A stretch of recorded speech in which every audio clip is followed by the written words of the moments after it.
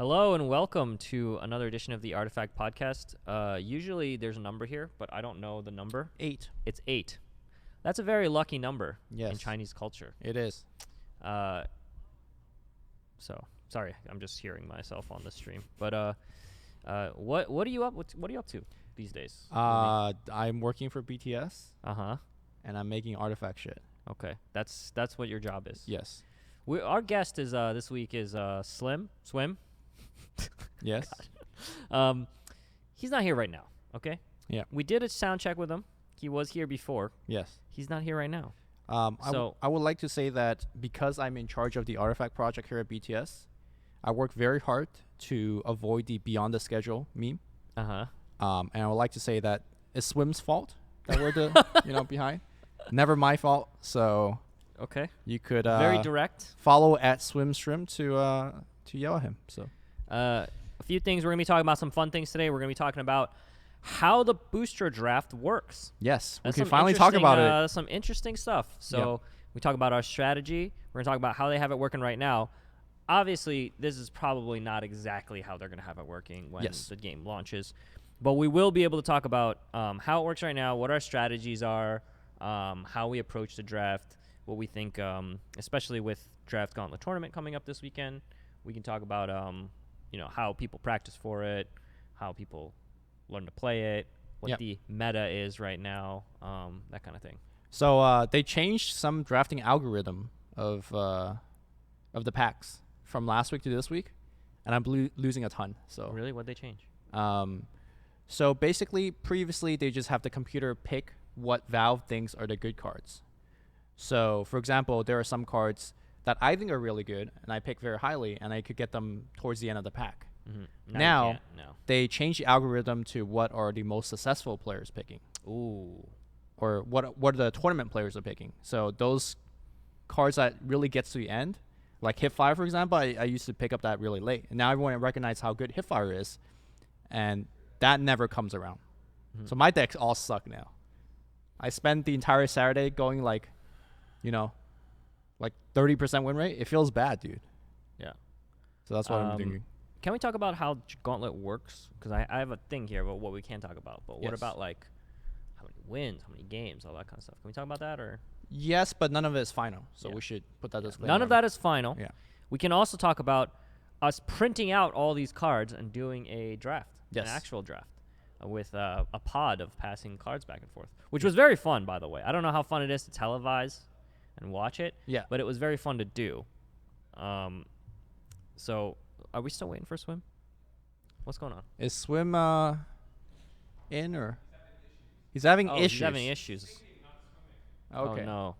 We're having trouble syncing with him. It's a sink, not swim situation. Okay. We'll get him on. Sink or swim?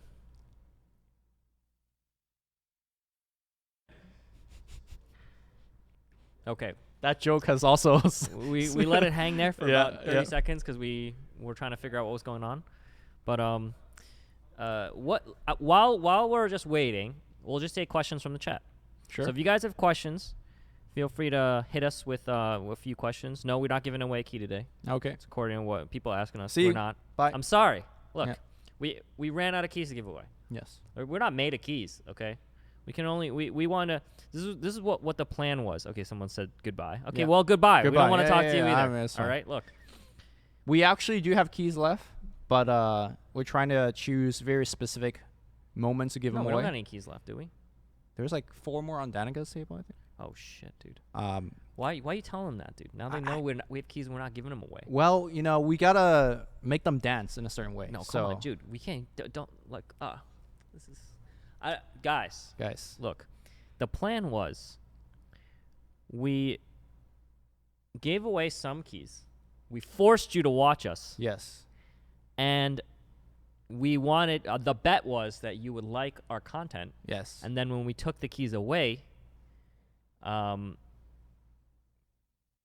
happens? They still listen to us. Do you know what I mean? Who we haven't advertised a giveaway at the end of the stream. That we just literally just told you there's no keys. There's no this keys. time. Okay, you motherfucker.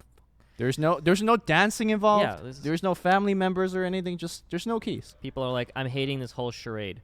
There's no charade. Yeah. What's the charade? We're telling you that there are no keys. Wait, you know that's a meme, right? About? That's our artifact meme now. I know. Okay, good. So they don't like the dancing. They don't like having to do stuff. But when it's like training a dog. Yes. You tell him to sit, you give him a treat. You tell him to sit, you give him a treat. You tell him to sit, you give him a treat. Yeah. And he keeps doing it.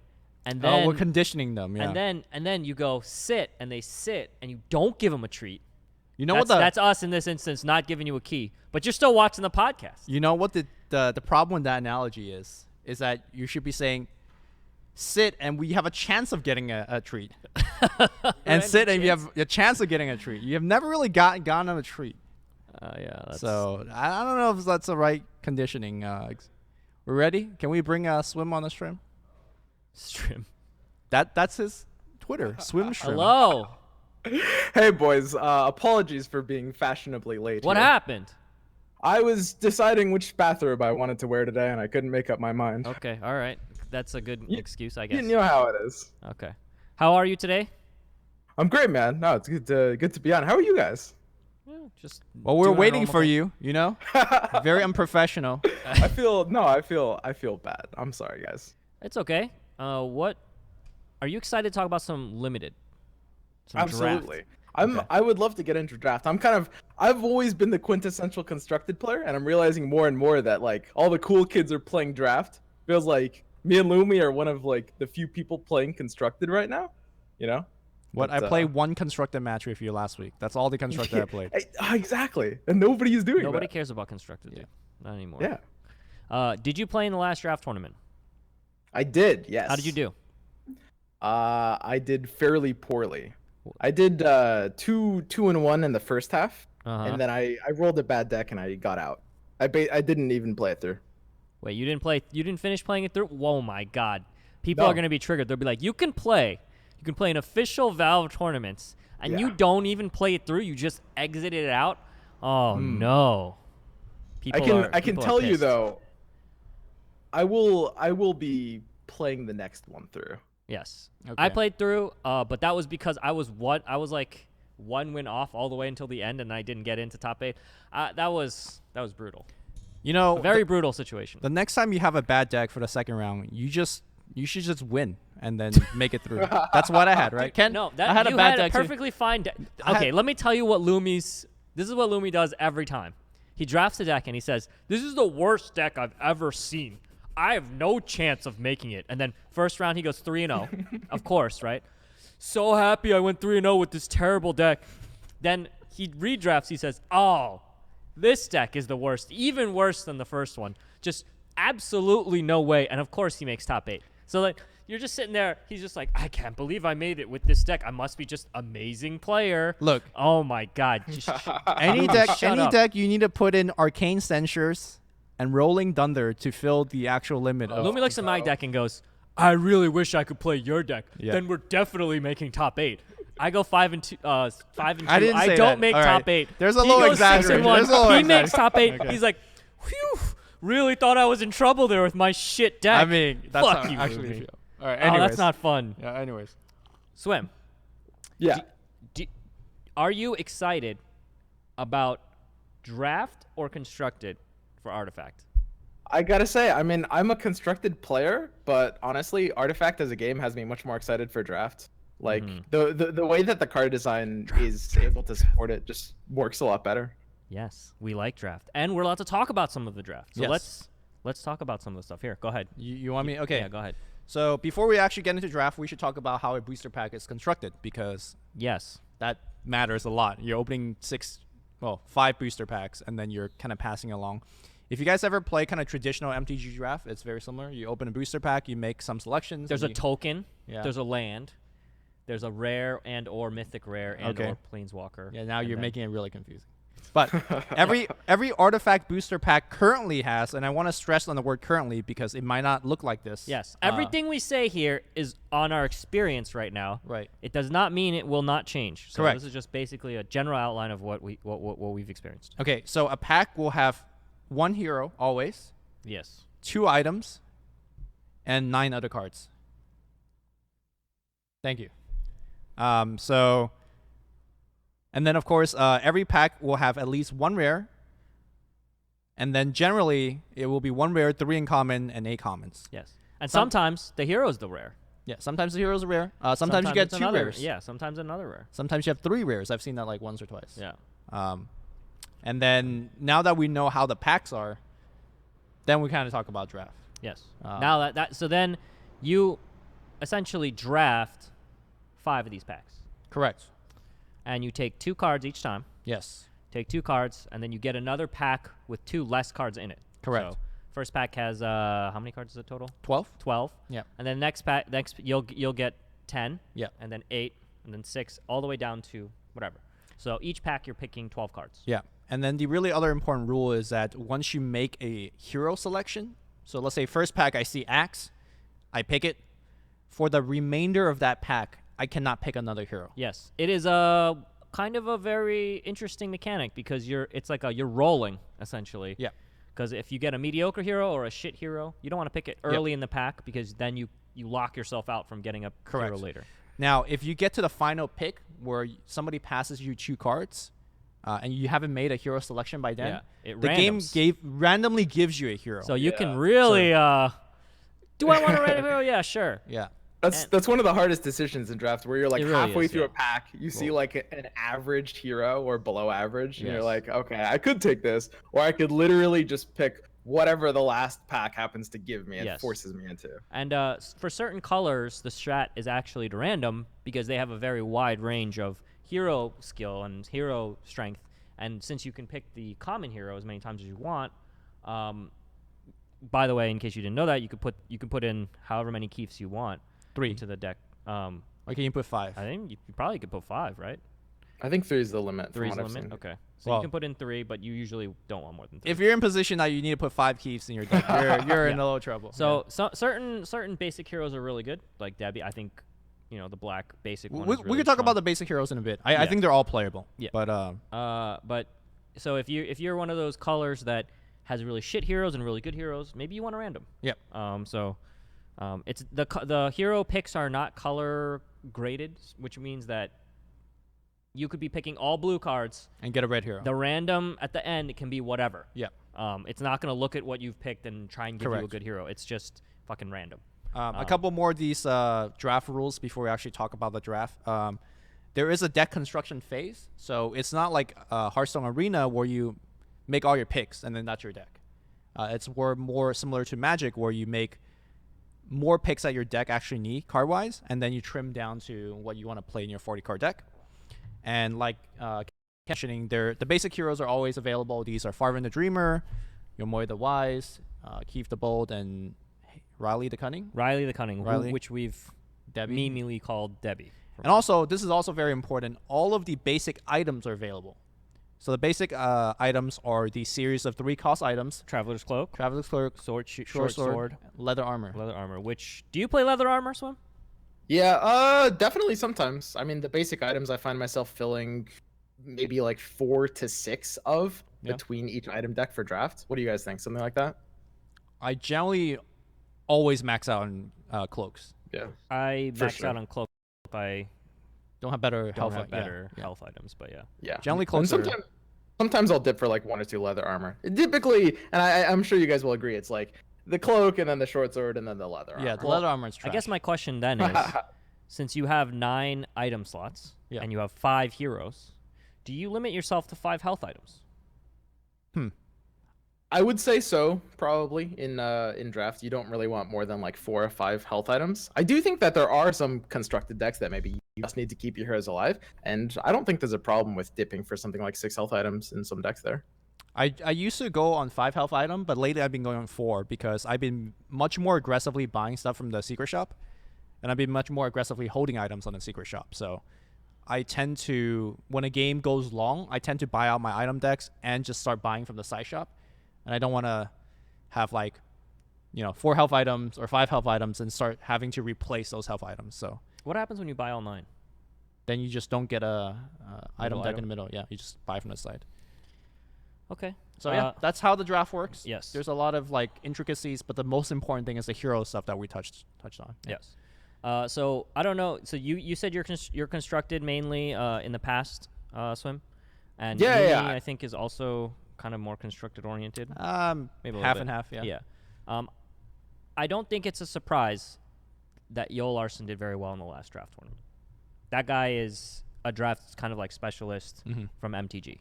So I think there are people that are better one or the other, but I think in general, the better players in Artifact are the ones winning the draft. I think almost all the people that finished top 8 at the last draft tournament were all very extremely strong players. Yeah. I don't think anyone lucked into like a super sick deck and just like won outright, you know? Do you know if Sifka played in the last tournament? I don't actually know if he played. Okay. But he might have not played. He might have not played. They're saying who? Yo Larson. He was on our podcast last week. Yes. Or the week before. The week before, yeah. He finished second at a MTG Grand Prix or Pro Tour or something. Yeah. Very recently. And he won the last Artifact draft tournament, which Lumi finished second. Lumi's very good at finishing second, apparently. Yes. That's 3 times now. 3 times now second. A lot of silver medals. Would you trade all of them for a win? I don't know. I like finishing high, so I would trade all of them for a win. I think 3 silvers is more impressive than 1 gold, personally, Lumi. Are you just being nice? Trying to be nice. Yeah. He was late. No, seriously. You're okay. You're forgiven. You're forgiven. I mean, to be fair, I lost twice to Sifka and I lost 1 to Yo Larson. I feel like not too bad losing to those players. Yeah, everyone thinks Sifka's really good. They're like okay, you know, like it's fine. Yeah. Sifka also has a really funny way of explaining things. Yeah. Maybe we'll get Sifka on one of the show, but. Let's talk about Swim. You know, we just have you here, and we're just talking about all the other players that are better than you. So let's talk about your draft strategies. Is there any like particular color that you're really into? Any method of draft? Do you force any colors? Do you force colors? In general, people pick 2 colors usually. The more I've played draft, the more I felt like all colors are viable, and it really comes down to what you have at the start. The hardest thing about draft is basically like the first pack or pack and a half. Yes. And deciding what colors you're going to go into.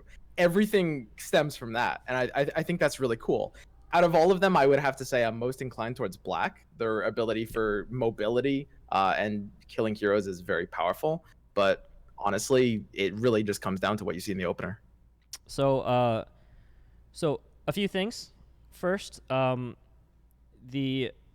the way you pick colors in draft is essentially that people usually do 2 colors. That's what most people do.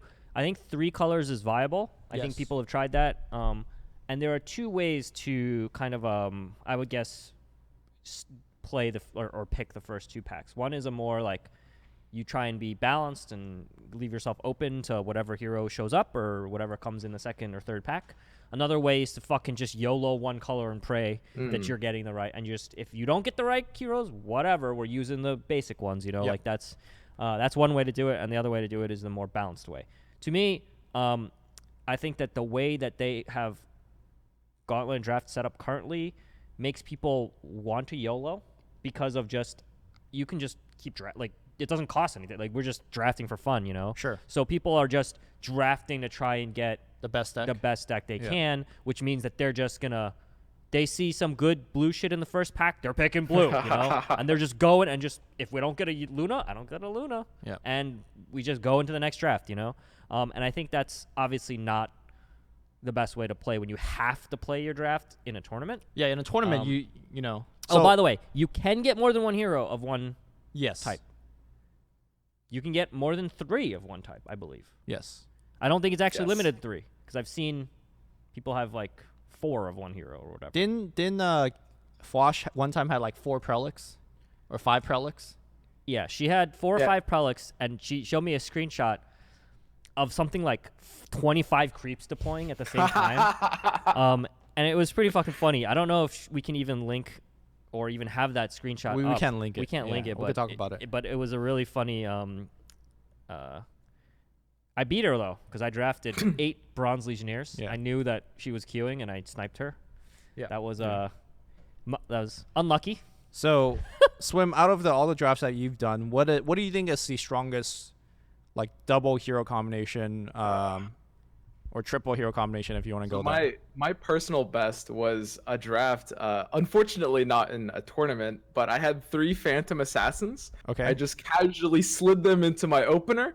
Just, you know, opponent spawns 3 heroes against my 3 Phantom Assassins. I'm feeling pretty good. Yeah. That worked out pretty well. I think what everyone agrees on probably being the best is probably double Lunas. Yes. Yes. Because The reason why double Luna is really strong is because the Eclipse charges stack Per for Luna. Eclipse. Yeah. So if you have 2 Lunas, it's just Eclipse is broken. Yes. I don't think it should work like that. I think it should only. It's possible they might change this. Yeah, it really should only affect the Eclipse of the Luna that it's tied to. I think it's kind of crazy that it double stacks, but it is a thing. Yeah. It is just one of those weird things that only happens in draft, because in constructed you can't put more than any one copy of different same hero, and you can't put more than 3 copies of the same card. I've played against triple Drow. Triple Drow is just dumb. Yeah. Triple Drow, you deploy all your Drows on turn 1. Is that even a No. Oh yeah, we can't talk about Drow yet. Lumi, please. Okay, I just said Triple Drow is dumb. I didn't say why it's dumb.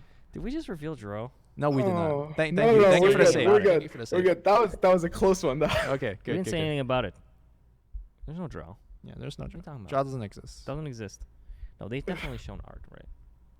Yeah, there's they're art. fairly art. Drow exists. Yeah, but we're not there's. gonna- I took a picture in the Drow card at Yeah, PAX. okay. They've shown the art, but we don't know what it does. It could Yeah, be we have really no bad. idea. Who knows? Okay, I think it's there are certain heroes that are way better than other heroes in draft, Yes. and you're just praying you get those. Yep. All of the heroes that we've already revealed and we can talk about, which do you think are the strongest? Let's start with Swim. Yeah, like Swim. you open a pack, right? What do you want to see? You get to pick any one hero And any one card. and any one card. That's your first 2 opening pick. Give me First one 2 picks. combination for each color. What would you pick? Yeah, one for each color. For each color? Yeah, Yeah. we can go color by color. Yeah. So let's do red first. Axe and Time of Triumph for Okay. red. Okay. I think that's everyone same- agrees. Axe Time of Yeah. Triumph. Yeah. Yes. Maybe I That- want to be a hipster and be like LC Time of Triumph, but No, Axe is better than LC. that's I agree with you for constructed, Lumi. I'm actually on the LC is better than Axe train in constructed, It's but not better in draft. limited. in Yeah. draft, Okay. limited Probably. Axe is better, Axe bro. Time of Triumph. Okay, that's an easy one. Okay. Yes. Okay. For green. So black. Or Oh, black. Sorry, go. Yeah, we can go black. That's fine. Yeah, black. Black. I think this is hard. I think it's hard. This is hard. Yeah. This is hard. I can tell you mine while you're thinking. I want to say Iron Fog Gold Mine. That's your and- card? Iron Fog Gold Mine? Yeah, I love it in draft. Mine is Oof. Hold Hold on. Wait, let's okay. see. Go ahead. Yeah. What's your hero? I'm inclined to think Sorla, but you know what? I think I would go with PA instead. Okay. Okay. Mine's It's actually Sorla a and pretty Oath. even split. Sorla and Oath is a good one. Sorla and Oath. Yeah. 100%. Oath first pack lets you draft a very, very strong deck. Yes. The reason why is because you know you have it, and then give me the fucking grunts. Yeah. Let me get the ugly fucking Vandals, Yeah. and I'm just hitting you. Like, it's so, like, easy to draft the rest of it. Sorla also gives you such a interesting way to construct your deck. You could put it around 1 and just go for the 14 to the face, or is it 12 to the face? Or you could put it in round 2, which I've been trying a lot, and then Yeah. guarantee or almost guarantee her 'Cause to it deal is face. so scary knowing they have a Sorla Yeah. and an Oath, and, like, you look at their deck list and it says Disciple of Nevermore 2. You're like, and you're fuck. just like, oh, they could do 80 anytime they want, you know? For That me, it's also the Oath for my black card and Sniper. I You like like Sniper. Sniper? I like a Sniper a lot. Ooh. Is that Yeah. revealed Kiro? No, it's not. It's not Fucking fully Lumi. revealed. Okay, Stop! so we can't talk about Sniper. Stop, dude! Pick something revealed. Okay. Like Weaver. What? No It's- leaks. No leaks. Okay, I like Nerubian Weaver a lot. Can I go with that one? Is that revealed God. or? They haven't revealed that one yet, Lumi. Okay. All right. I guess Sorla Khan too. Sorla Khan's Khan, fine, okay. Yeah. All right. Let's go blue. Let's go blue. Everyone's favorite color. Okay, well, we said the hero name, so it's not really a reveal. We just don't know what it does. Yeah. Okay. Yeah, exactly. It's not really a leak. Apparently, So it's we- good enough for Lumi to have it first pick, but, I nothing think revealed. we can all agree for blue. We can't it all is- agree. It is Luna. No. Can we agree? Can we all agree? No. No? You don't like Luna first pick? No, don't you want Kana first? Wow. I mean, it does go 'Cause now back we all to, like, agree.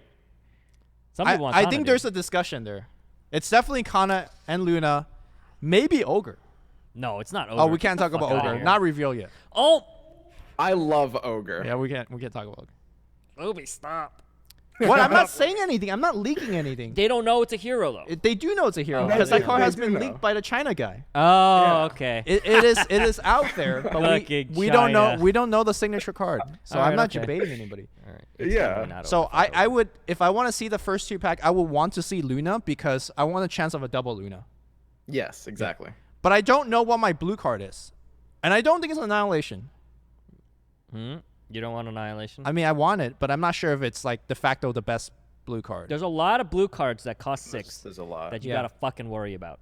It is so annoying because your turn 5, you're just like, fuck. Even if I have initiative, like he's gonna do something that's annoying, and you're looking at his card list, he has like one of every copy. You're like, oh, fuck, like, you know. I think I would go Luna and Conflagration. I think that those two might be my Dimensional Portal's pretty good as well. yeah. I do actually You want agree the with you. conflict Conflag's good. because it's rare. Yeah. Right? Yeah. The dimensional Yeah, portal you're more for likely sure. to get. Sure. So So Swim, is that I your agree two with or? Conflag.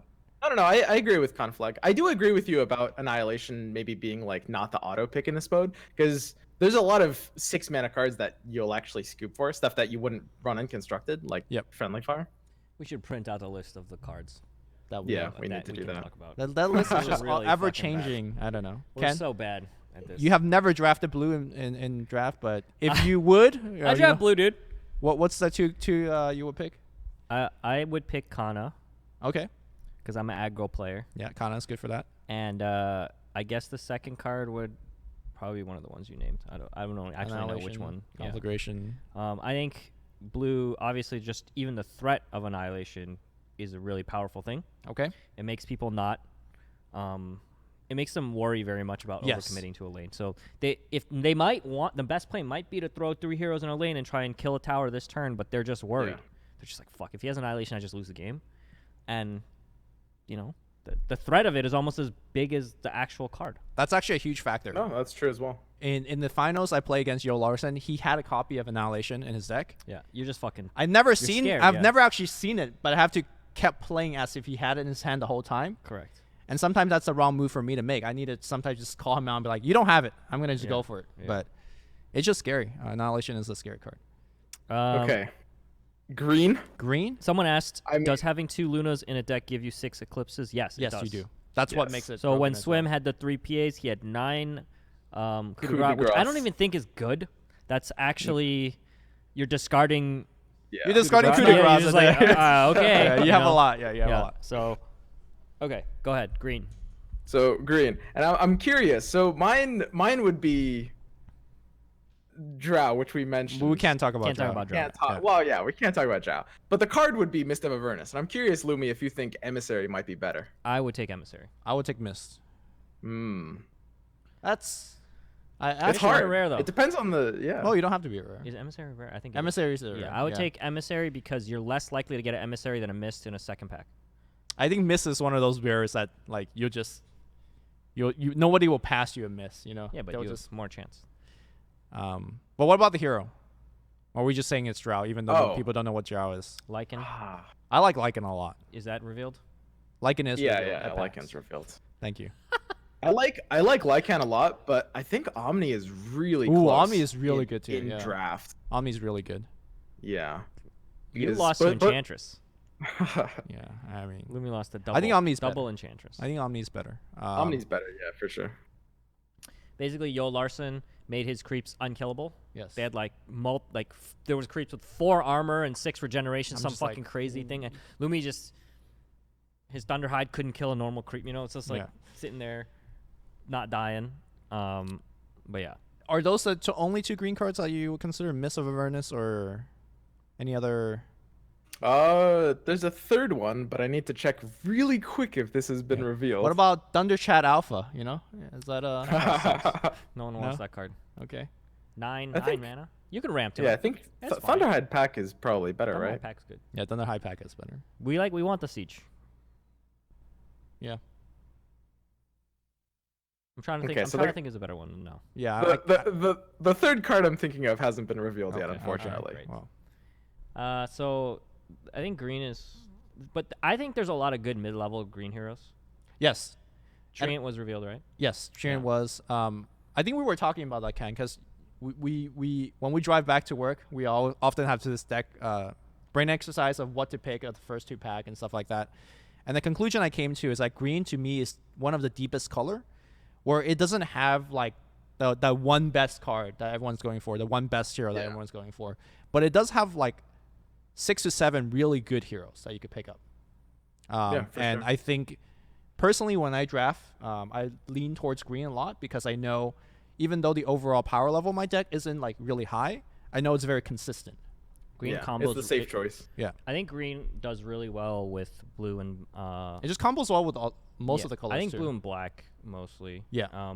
The reason why blue is obvious, you can create a lot of creeps, and green then buffs them. Yeah. You get Dimensional Portal on the Mr. Avernus lane, and you know it is just brutal. You're just gonna lose that tower for sure. And black, obviously, you can gold generate, buy all that stuff, and sure. You have Revtel and those kind of things. So yep. Next color or last color? I think we talked about all 4. Red. Yeah.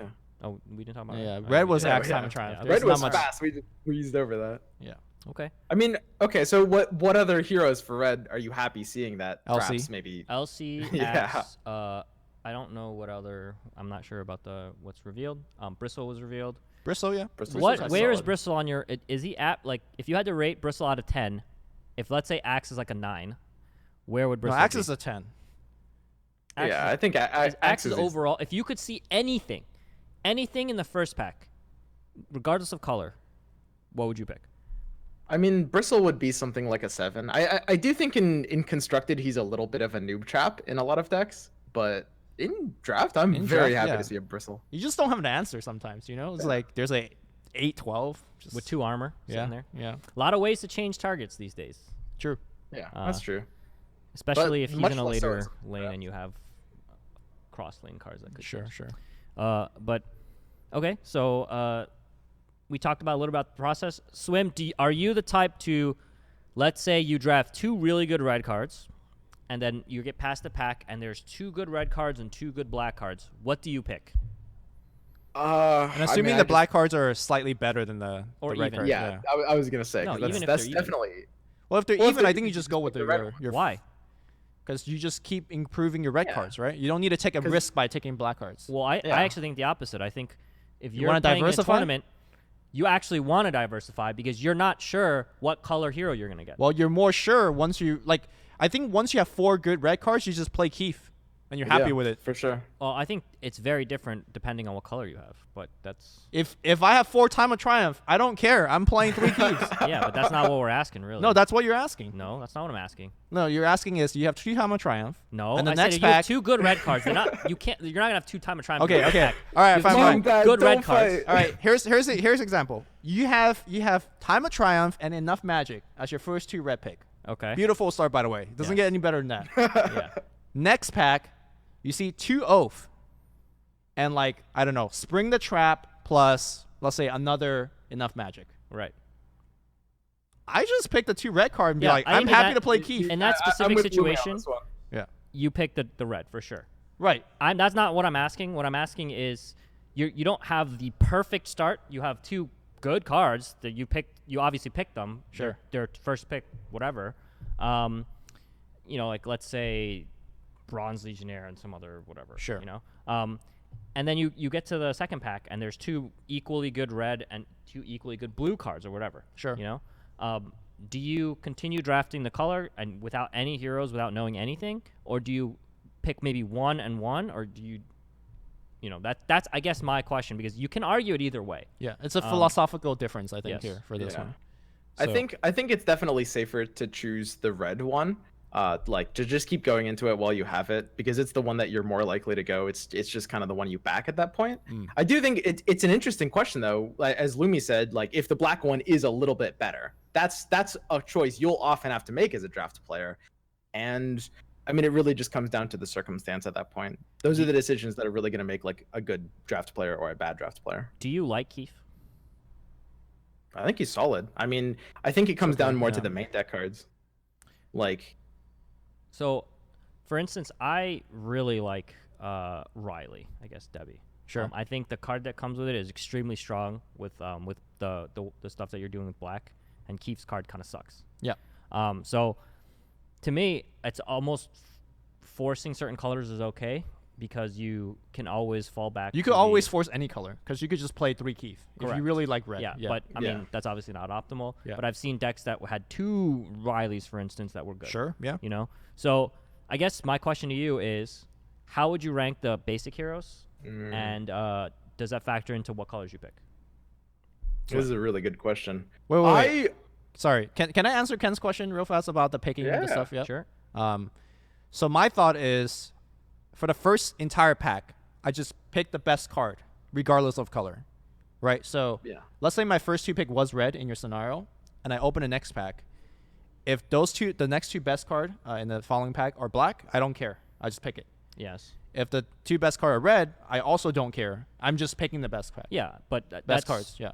That's if there's a clear one that's better than the other. But if they're relatively even and you already picked 2 red, I lean towards red. I lean towards red. So you'd lean towards the same color. Correct. If they're exactly the in same in the first pack. Yeah. Okay.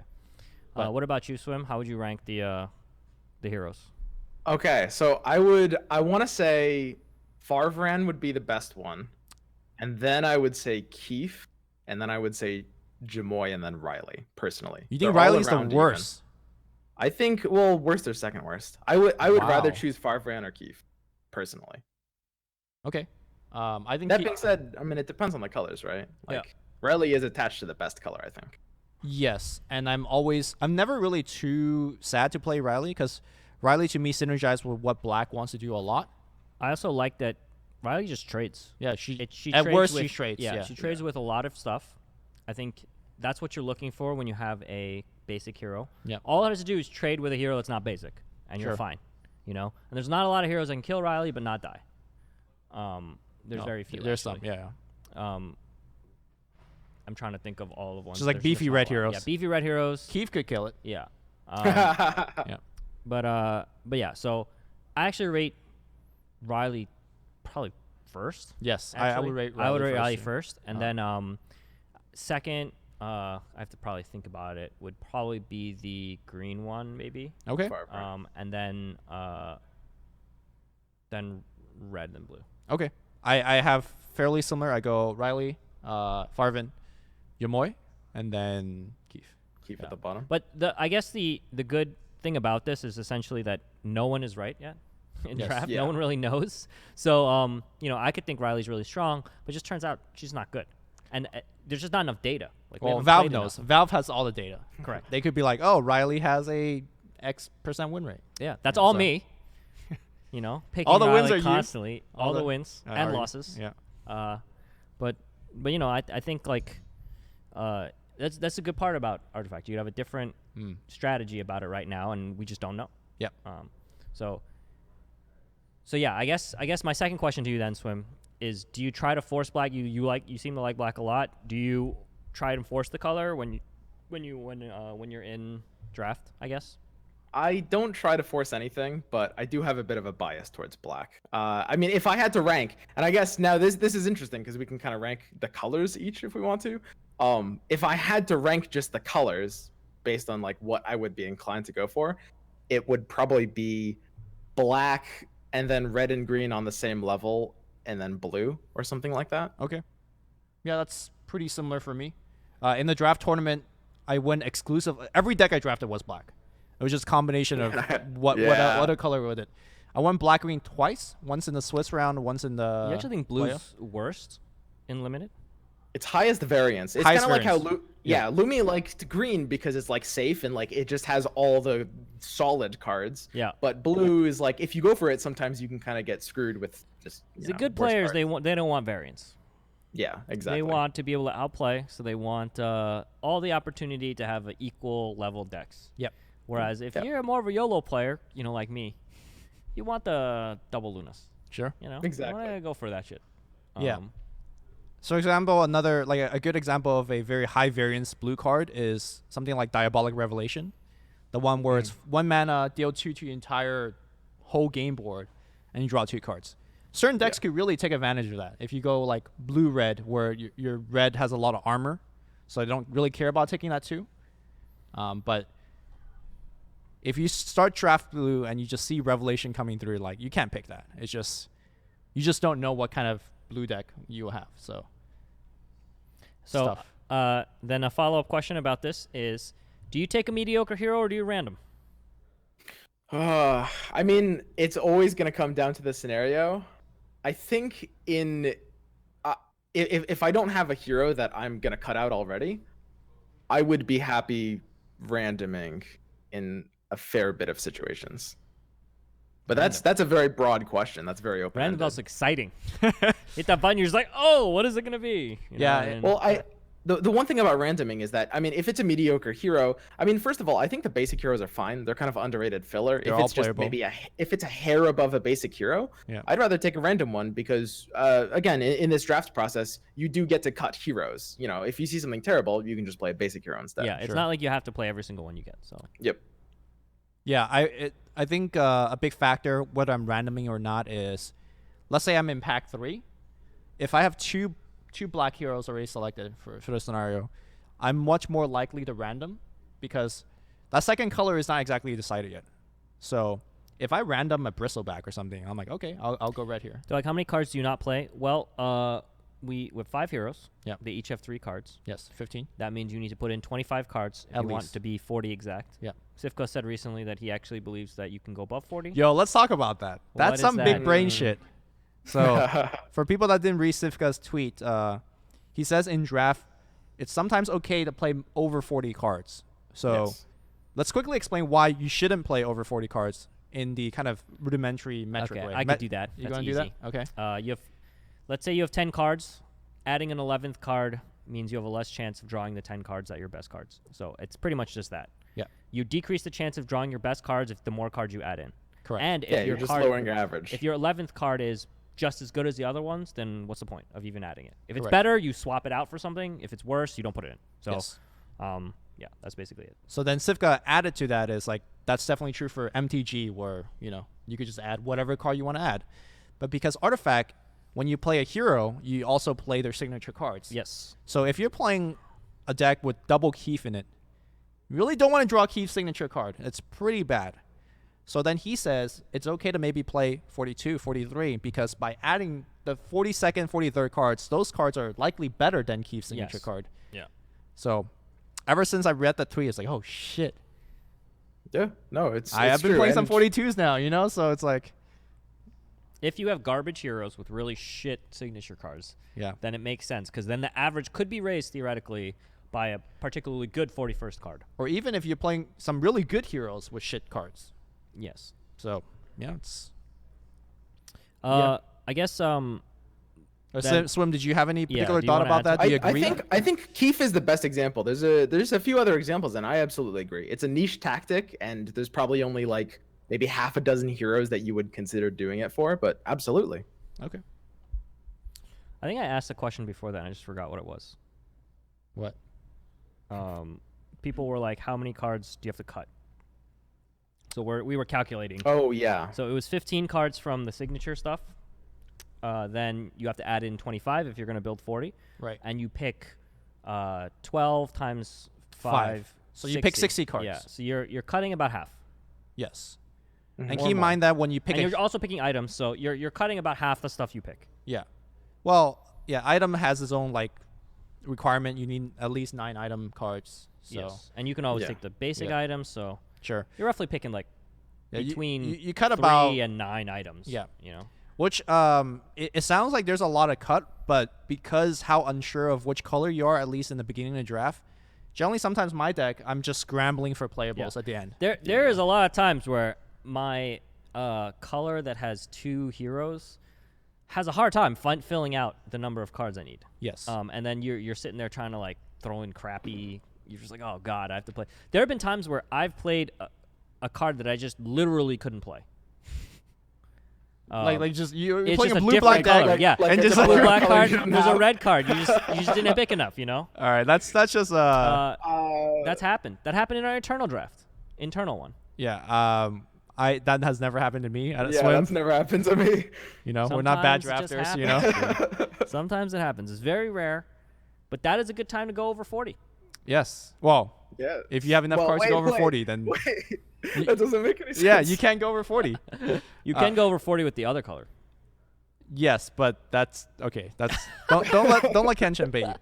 No, this is what happens to me a lot, where I don't have enough playables. And I was like, okay, I'll just add a third color, because I have some colors are not playable, and that's where you have train wreck drafts. So Swim, like, okay, I would love to ask how often you guys feel like going for tricolor is proper, because when I said this tournament we're talking about that happened a bit ago, what I ended up was a tricolor deck, and I think tricolor is actually fine a lot of the time. It really kind of depends on the deck. I feel like I'm going for tricolors in something like 15 or 20% of drafts. Okay. What do you think, Lumi? I went tricolor my first 3 games. I went 2-1, and then I went almost monocolor my second draft. Okay. You do what 4-1 split in terms of heroes? It was very close to 4-1. Yeah. But I think tricolor sounds good on paper. It's one of those things that's always like, I could make this work if I had the right card quality and the right heroes and all that kind of stuff, and then it just never fucking works. You just have a situation where you're just like, fuck, I misdeployed. Things aren't going the right way. You have to be really fucking good to run that shit, and I just don't. If I could control it, I would go tricolor 0% of the time. Oh well, yeah, absolutely. So this goes back to why I like green and black so much, because it's not to me the strongest, but it's consistent and stable.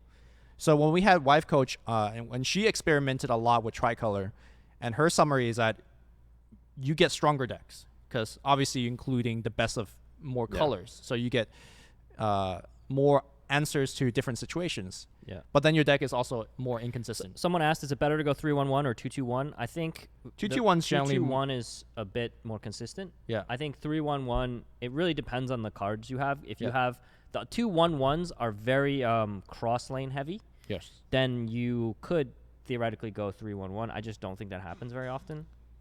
Generally, it's 2-2-1 when you go usually it's 2-2-1 if that's what you guys are asking. And especially if they're tanky too, not just cross-lane heavy. If they're heroes that can kind of stay alive, like Tidehunter or Abaddon, that have a hard time dying, you'll have an easier time getting their spells off easily. Yeah.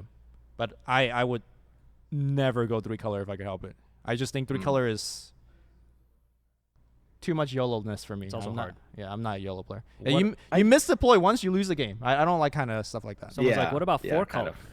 With more cards in the deck. Well, first, you don't want more colors if it's more cards if it's 4-color. Yeah. And second, 4-color I've never seen work. I've actually never seen it work. Don't do 4-color. Even if you were to pick the best hero from each color and throw it in. I'm pretty sure you could build a constructed 4-color deck, and I could take a good draft deck and probably beat that constructed 4-color deck. I don't know.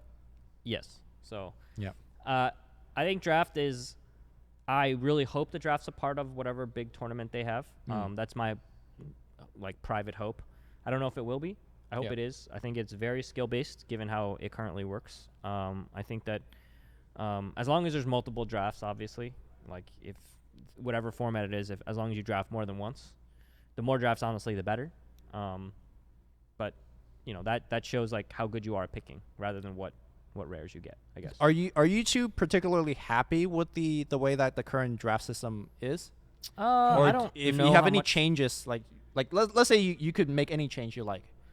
For example, you could add 2 more booster packs, or you could eliminate double Lunas, for example. Like anything that I think the current way changes. it works is actually pretty good. You like the current way? The reason why is yeah, go ahead. Oh, sorry. No, please, sorry.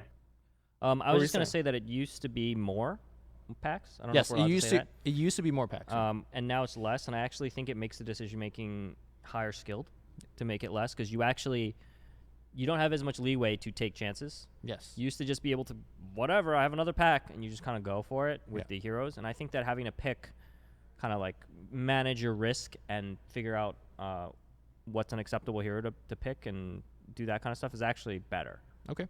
But yeah, that's just my thought. I don't know if that's right, but go ahead, Swim. I think it's pretty close. I think it's hard to put my finger on it. I could see it being tweaked in some way to kind of make the heroes more reliable. And they're still making changes, internally. They're still changing the algorithm a little bit to help it get up to speed. I'm very curious what you think about this one though, Lumi. I don't like the ability to go double Luna or double Drow. Yeah. I feel like it, because when we want to have these draft tournaments, we want to find essentially the best players, right? Yes. And sometimes somebody could just get a double Luna, and at that point, it doesn't really matter if you're much better than them. You'll generally lose. Double Luna is just whack. With that said, I think if it's out of tournament, then by all means enable it, because double Luna is fun as hell. to even play or even play against. Like, cause sometimes you're gonna lose eventually. You just race against time to like kill the Lunas at the right turn and then try to kill them. In a tournament setting, probably. Or they could nerf it so that. I think double Luna is honestly the only one that really. Well, double Drow, double Kana. Any double Luna is the only one that I could really talk about right now. Okay. That is a no. No, I could talk about double Kana. Do you know like 6 copies of Hound of War or whatever that her included card is? That is absolutely insane. Yeah, they're all 1 health, dude. It's I mean, doable. Yeah, they also could all attack. Double Eclipse is like the turn they come in. Yeah, I just don't think that all that the Kana stuff is great, but it doesn't synergize with each other. Like Kana doesn't synergize with itself. Sure, that's fair. Whereas Luna's just like it doesn't seem like that should occur. And if they just made it so that it buffs 1 Eclipse, then double Luna is probably fine. Yeah, honestly. So to me, I think that's part of the fun of draft. And I would like. I think it's fine. Yeah. I actually agree with Hobbit on this one. I think that it's rare enough that it's not that big of a deal. Yes. And honestly, as we were saying early on, if you see Luna and Kana in your first pack, depending on the format, depending on like what your expected win rate for yourself is, it might not even be correct to pick the Luna. If you are being like the safe player and you are just taking the safe line, Kana might be the safer pick because Luna is only better if you just hang out to find the second one. Also, since we're kind of talking about 3 colors and like personality drafting, so let's say you're in like red black, okay? You got first pick Axe, second pick Sorla Khan, just really good hero, really good like on color cards. Third pack you see a Luna or a Drow. Oh. So like what do you do here, right? First pack. Stop saying the heroes we can't talk about. Okay, Luna or Kana. Third pack. Pick one. It's like I know during your draft you switched. I switched. Or you picked up the color. It was a mistake. Yeah. I messed up. How like I would stay with the course for sure. Stay on the course? Okay. I would switch because I believe in the heart of the cards. I like switching to stronger heroes because I think my theory was that since I'm in a tournament, I want the strongest possible deck or go 0-2. I don't want to get bubble, which ended up what happening. Yes. Which is the worst because you're playing all 7 rounds and then you still don't make it. Yeah. I would like to go 0-2 or have a really strong deck. So that's fair. That's why I did it, because I felt like it would make the ceiling on my deck higher, even if it didn't necessarily make it more consistent. So yeah, that's my thought process at least. I guess it also depends if your first 2 heroes is Axe and Sorla, because those are 2 really strong heroes. But if you got some like really mediocre heroes along the way, and then you see a Luna, and you're like, oof. Someone says other colors you prefer to switch out because of their basic hero is worse. What is that? I don't understand what that means. So they're saying like you're in red and you see a really strong third pick Luna, right? Pack 3. And you know that you're playing Keith if you're playing red. Does that more incline you to make you switch out? I mean, yeah, for sure. That definitely contributes to it. But I think that all the basic heroes are playable. I mean, we ranked them, but I don't think they're like bad or anything. Yeah. I think there are certain colors with a lot of heroes that you would switch out for the basic hero. Sure. For sure. Which I think a lot of us would probably disagree about, actually. But we can't really talk about that because not every hero is revealed. Correct. But but yeah. There are heroes that are worse than the basic heroes. In limited. Yes. Period. I don't know. I don't know about period because you could construct a deck theoretically that's better. Yeah, but just like overall, like heroes like Crystal Maiden. I mean, the basic heroes really don't feel that bad in like a draft format. In constructed, there's very little reason to kind of like play them in like a top competitive deck. But in drafts, I mean, they're pretty average. You don't like Crystal Maiden in draft? I mean, bro, we have a problem. She's good. She's okay. Crystal Maiden is a bad example. You're right. She is actually better in draft than something like constructed. She's not great. What about Meepo then? What do you think about Meepo? Dude, Meepo's great. Meepo's hard. We can't talk about Meepo because it's not revealed yet. But I think Meepo is infinitely more playable in draft than in constructed. Meepo is just like Dota in Dota. Okay. In pro like tournaments, Meepo can get screwed over because they know how to beat it. Know how to beat it. Yes. In random pubs, which is what's much more like draft interaction, because it's just like random fucking cards, Meepo's fucking broken if the player's good at Meepo. Correct. Right? Yeah. So I think it's very similar, actually. I think Meepo's extremely good in limited. People just don't know how to play him yet. Yep. So, we can't really talk about that. But also, most well-constructed decks in constructed format have ways to interact with the hero. So once you kill the meatball, it feels pretty bad. Yeah. A lot of draft decks may not have a way to interact with heroes. So that's true. I play games where meatballs survived, and punches are very hard when they're out there every turn hitting. So I like meatball a lot. Swim, do you like keeping the cards from your drafts, or do you like just drafting and then winning packs? Yeah, so this is a price point question. Philosophical question. Yeah. So let me the way it works in Magic, the way it works in Magic is basically like when you're drafting, you get to keep the cards that you've drafted the deck for permanently, like to your collection, which creates interesting incentives. Like you can pick rares. Sometimes maybe it doesn't even fit into your deck, but you just want to add it to your collection.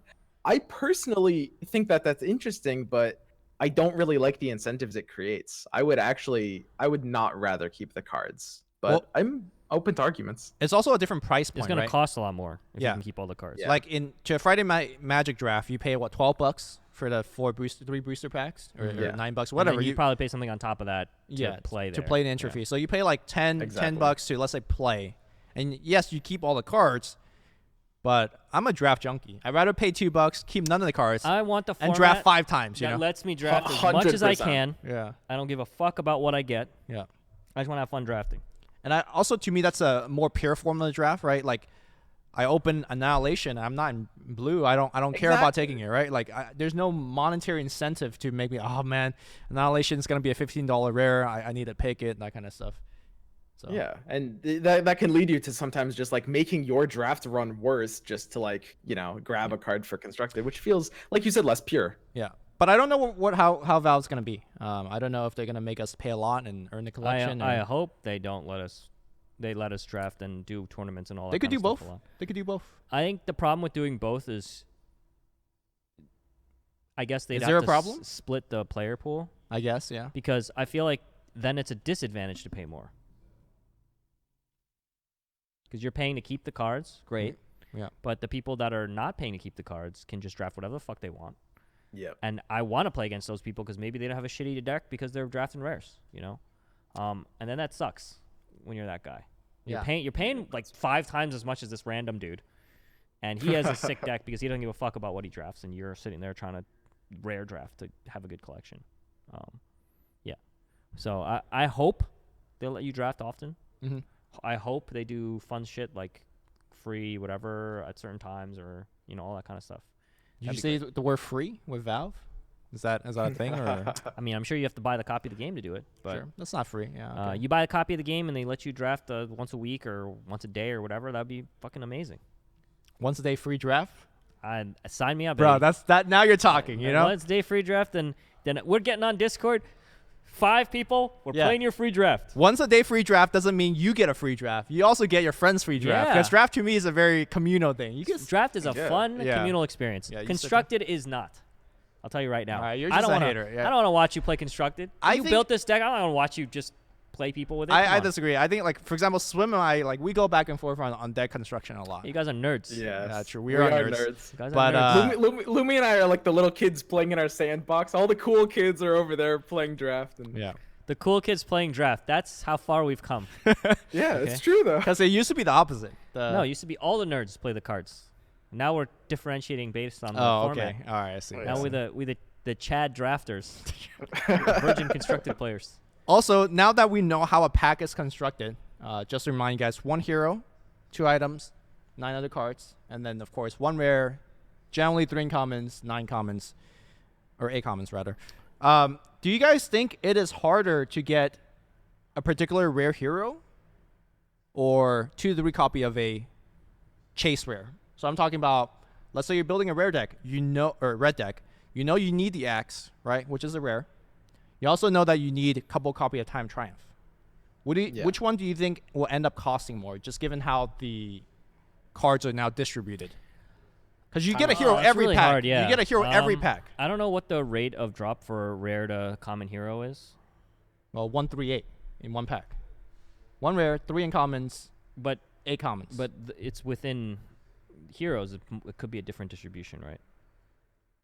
I don't know. Like, we don't know the distribution. 1 hero per pack. Like, we don't know. So the answer is, I guess we don't know. I guess if it's we don't. the same.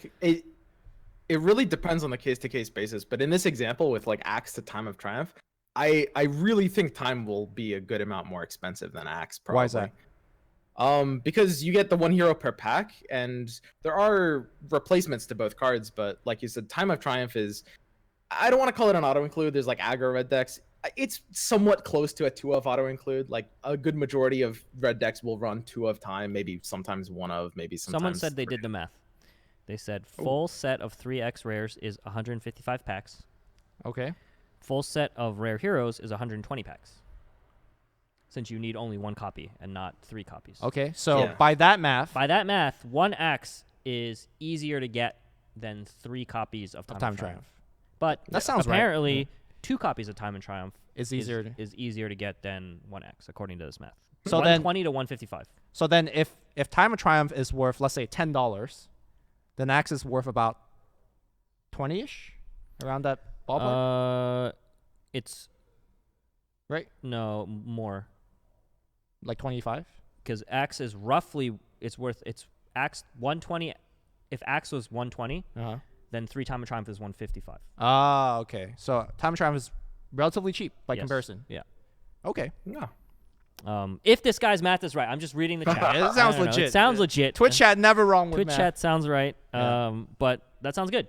That actually doesn't sound like if you buy 100-something packs and you get all the heroes, that sounds pretty good. That's a lot of packs, dude. That is a lot of packs, but how much do they cost? I don't know. Like $2 each, right? Did they say $2 each? Did they? I don't know. I don't know. I have you no trying idea. to leak stuff here? No. Nobody said anything. Trying to leak Dude, stuff? I'm not trying to leak stuff. Lumi's trying to leak stuff. What? I have someone clip this. Someone clip this shit. I am such a safe bolt. I've never leaked in my life. People are saying yes, $2. They said $2. Okay. Yes. See? You didn't know. You didn't even know. You didn't know. You were scared. Yeah, you were so scared. Oh God, dude, save us. Just release everything. Just save us from this. Actually, I want to be able to talk about everything. Come on. Yeah.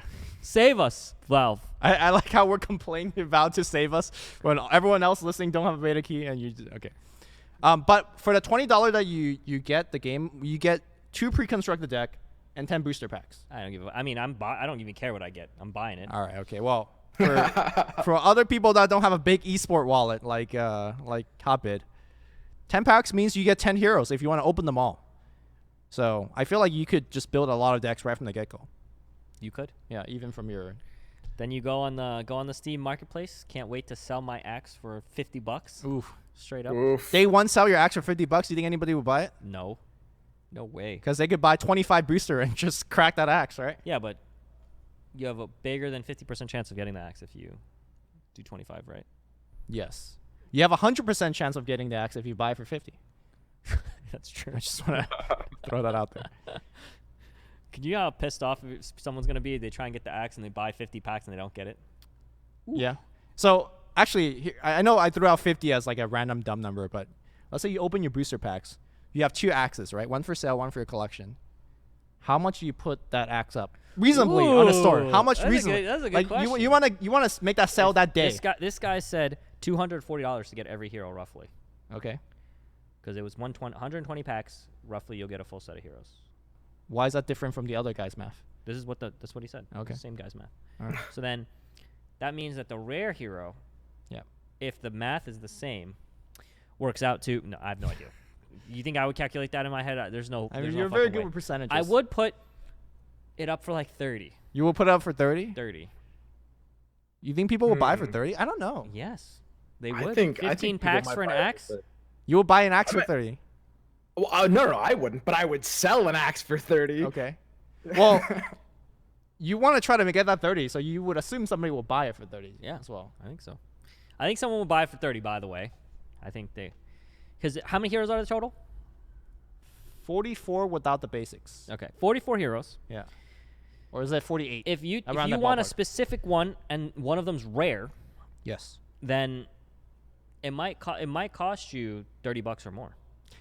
I just can't wait for November 28th to be around. We're gonna have like booster opening streams, and then as soon as we get duplicate axe, we're gonna stop opening booster pack. We're gonna go on Steam Market and start listing shit. People are like people buying it for 30 have more money than sense. Why? You think you're gonna get an axe in 15 packs? No way. By the way, it's smarter. There's no way.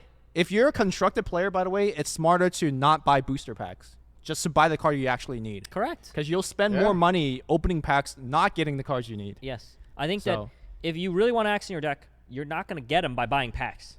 You're going to get them by buying the card. You could. How many packs you going to have to try and get a specific rare hero where everyone else can be duplicated? Come on, bro. Exactly. So, at least in traditional card game heuristics, you just... People are like, don't tell them this. So Tried the price down. Do you guys think that Axe will be the most expensive card? Expensive hero card, because I'm not even sure if... I don't know. Hero or card? I don't know. It depends way. on if people like blue, Kana. Yeah. Yeah, this just depends on meta, right? I don't know. What other rare that's heroes true. are there? I mean, if Stan Sivka wins the 1 million with Axe in his deck, I'm sure that will like do something for the price. I'll just say that we're going to do some really cool marketplace manipulation. Are we? Right there. As soon as we... Dude, the first day, me and Lumi are opening like 500 packs. Yeah. And then when we get Time of Triumph, buy. And we just list like 4 Time of Triumph. Guys, I really think Time of Triumph's the best card out there. Yeah. And then we just list them up there. It's me and Lumi driving the price up. Or if It's we like Bitcoin. Yeah, if we don't have any Time of Triumph, I'll be like, hey, guys, I think this Time of Triumph like costs 8 mana, very overrated. Yeah, you guys overrated. Just, put it on the store, you know. You You don't really need it for your collection, and then we'll just buy it. Yeah. That's so I guess my question is, if someone right now offered you could have every card and 3 copies of everything. For how much? For $300. Would people do that? Probably not, right? Probably not. That's the math says you could get it with less than 300. Right? Would you do it for 300? No. Can't you do that for less than 300? By buying packs? Yeah, I think you could do it straight up. I don't think so. Someone said 3x copies of every rare is 155. Okay. Which is, assuming you're going to have 3 copies of everything else if you buy that. Sure. 155 is 310. Oh, 155 packs. Yes. Huh. And the packs are, you not necessarily get all of them. Oh, so 300 is... Well, let me tell you, you don't need 3 copies of every rare. Yeah. There are some trash rares out there. Like Escape Route. You don't need 3 copies of that. Yeah, but you will get them. Okay. So, no, I probably won't take that trade because... you wouldn't pay 300? No. How much? I mean, we're opening 500 packs anyway, so... The cost of a single deck in Modern MTG is more than 300. That's true. So, but Modern has also like way more history. Someone says, "Do you think the prices will go up and down after the initial release hype wave?" I think the prices will be pretty high at the start, and I do think it will go down as more cards are bought. That's just how it works, right? Well, yeah, for sure. If more cards are bought, technically there's also more players? Question mark. So there's more demand. Someone says you have 15 copies of all commons and 12 of all uncommons at 155 packs. Oh, okay. So you don't have to worry about any of that stuff. It's just about the rares. Yeah. I do think things are probably going to go down, especially heroes. I don't know. It does depend. I think there are going to be some upward trends. Like, so for example, Lumi, we've kind of talked about the history of the beta thus far, and I think on release people will follow a similar trend, right? Yes. Like, for example, Red will be really popular for the first month or month and a half. Yeah, sell your access early. That shit's going to give you money. Yeah. No, that's what I'm thinking. And then invest in conflagrations, invest in annihilations. That's going to go up. Buy, sell. Dude, no, he's right. Invest in conflagrations. Like day one of freaking. So when I got the beta key, that's good. Bruno like generally asks me like about once every 2 weeks, what do you think is the strongest color, right? Yeah. And literally has changed every time. Exactly. Yeah. Week 1 has been like, oh, Red, fucking broken, man. How you beat it? Like the stats amazing. Bristleback is like fool's gold right now. Yeah. Exactly. Bristleback's like fucking Bitcash or whatever. Like, everyone's buying it. It's good, and then you suddenly realize that it actually has no substance. But I do have to say, you could build a very powerful deck with mostly commons and uncommons. Yes. So if you guys are worried about the game being too, like, pay to win, you could reasonably have a very powerful deck just with that $20 you spent on the initial game purchase. So obviously you got to be good at the game, but don't worry about that. Do you know what they should do? Okay. If you buy your packs in the first week, they got some fucking glowy shit on them. Oh shit. Then everyone wants the glowy shit. Yeah. And then suddenly that axe is worth $500. They could just do that. Can you believe the power in God Gaben's hand right now? He's just like, Every axe opened on day 1 has sparkle. red eyes. Bam. How much is that axe worth? I don't know. So how much do you think that axe would be worth? 3 times. A lot. 3 times worth of whatever the. It would be worth regular. so much, dude. No, it's 3 times. Glowy red eyes on the axe open on the first day. I'm just going this based on years of MTG. Like, everyone's gonna be like, I want glowy shit on everything. I want all my entire deck to be glowy. yeah, exactly. And they'll be like, okay, that means I can only buy cards that were open the first week. So I'm going to buy 500 packs. Why Well, not?